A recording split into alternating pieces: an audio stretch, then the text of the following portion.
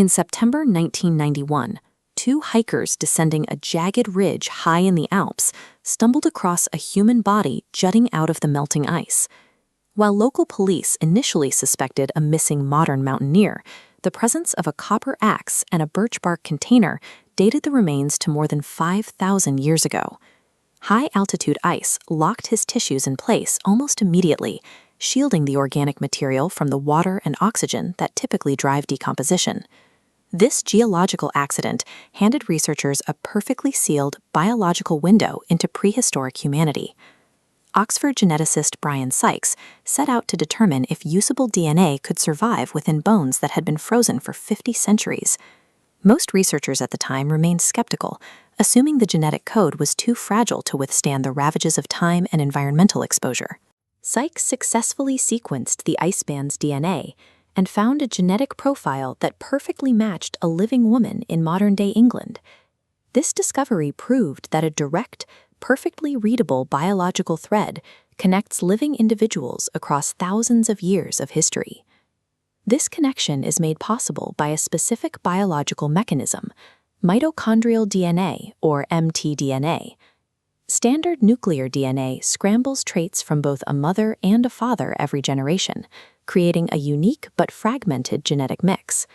This constant mixing causes individual lineages to blur, making a specific family tree completely untraceable after just a few centuries.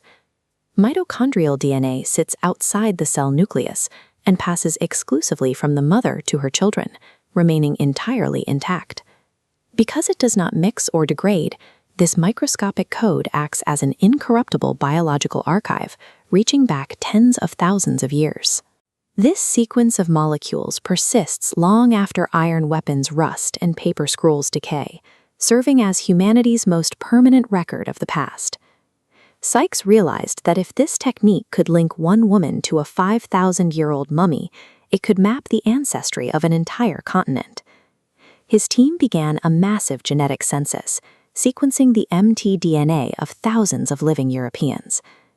Mathematical intuition suggests that moving backward in time should reveal an exponentially expanding family tree of billions of ancestors. However, the dataset returned a result that completely contradicted that logic. Instead of expanding, the maternal threads of millions of people funnel inward, clustering into a few specific points in the past.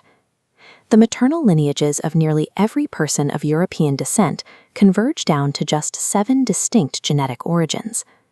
These clusters represent 7 specific prehistoric women who lived as hunter-gatherers between 10 and 45,000 years ago. Sykes assigned these origins names like Ursula, Xenia, and Terra to mark the specific territories they occupied in prehistoric Europe.